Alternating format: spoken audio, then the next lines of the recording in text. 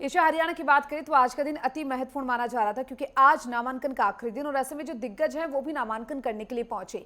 आज के दिन को देखते हुए क्या कुछ माहौल चुनावी हरियाणा में देखने को मिला है?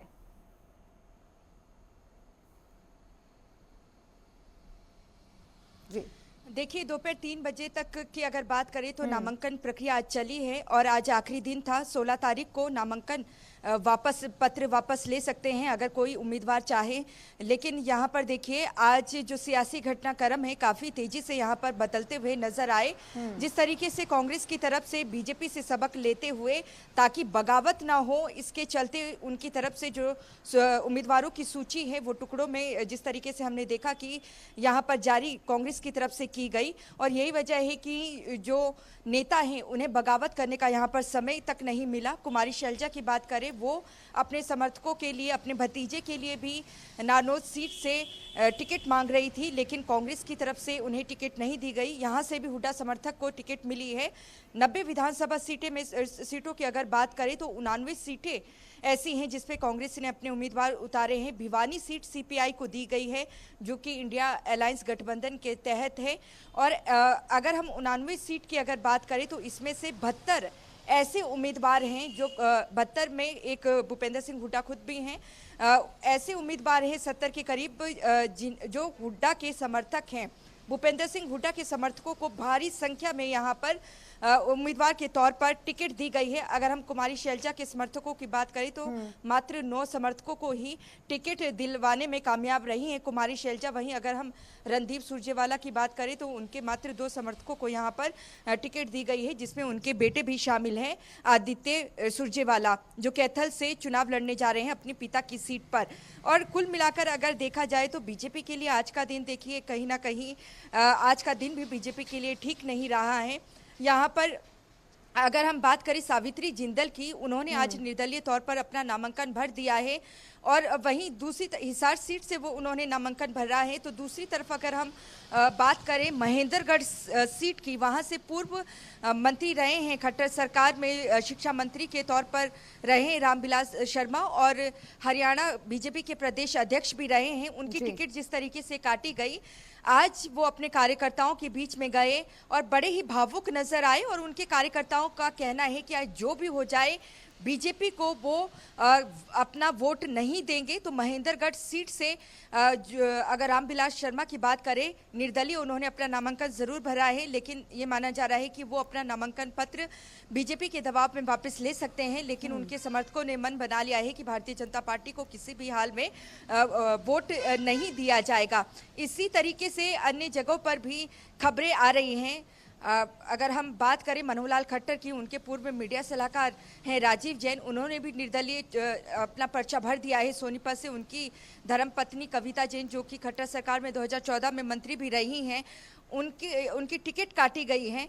तो कई ऐसे बड़े नेता हैं जो खफा चल रहे हैं। लेकिन बीजेपी के लिए, बीजेपी ने देखिए एक तरफ लोकसभा चुनाव के वक्त जेजेपी से नाता तोड़ा था और अब हरियाणा विधानसभा चुनाव में हलोपा पार्टी से भी उन्होंने नाता तोड़ दिया है। गोपाल कांडा ने उनसे किनारा कर लिया है। गोपाल कांडा की सीट यहाँ पर काटी गई है सिरसा से।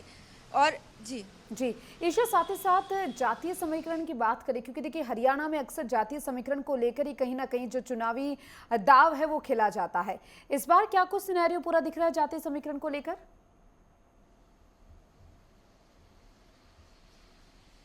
देखिए, हरियाणा एक ऐसा राज्य है जहां पर जाति के आधार पर ही वोट डाले जाते हैं।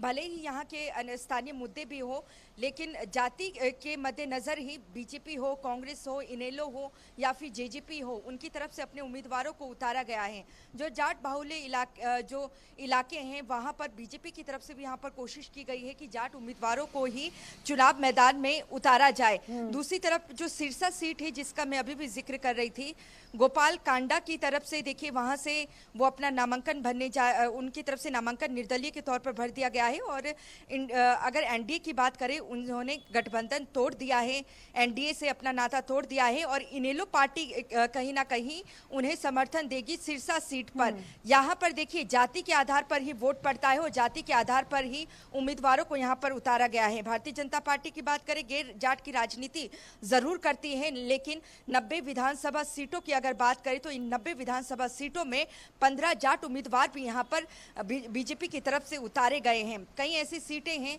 अगर हम नूह सीट की बात करें, वहाँ पर जिस तरीके से हमने देखा था कि सावन माह को लेकर जिस तरीके से जलाभिषेक यात्रा वहाँ पर निकाली गई थी और शिव मंदिर में वहाँ पर विशेष समुदाय की तरफ से अटैक किया गया था और वहाँ पर कांग्रेस उम्मीदवार आफ्ताब अहमद के खिलाफ एक ब्राह्मण चेहरे को वहाँ पर उतारा गया है। सोहाना से संजय सिंह जो कैबिनेट मंत्री रहे हैं या नायब सिंह सैनी सरकार में, उन्हें वहाँ पर उतारा गया है।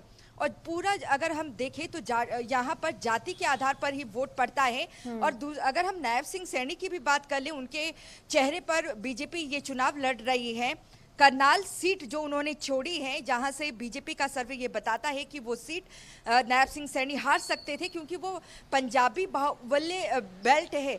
पंजाबी बेल्ट होने के चलते वहां पर खासा नाराजगी जो लोगों में है और यही वजह है कि वो लाडवा सीट से नायब सिंह सैनी को वहां पर उतारा गया है। हालांकि वहां पर अगर जाति के आधार पर देखा जाए तो जाटों की संख्या ज्यादा है, लेकिन दूसरे नंबर पर सैनी समाज वहां पर, सैनी तबका वहां पर आता है। तो यहाँ पर जो क्षेत्रीय पार्टियां हैं, इनेलो बसपा का जो गठबंधन हुआ है, अब गोपाल कांडा भी उसके साथ आ गए हैं, तो इनेलो अगर जाट वोट वहां पर काटती है तो कहीं ना कहीं इसका फायदा भारतीय जनता पार्टी को होगा। अगर इनेलो को जाट वोट नहीं पड़ती है तो कांग्रेस वो सीट ले जा सकती है।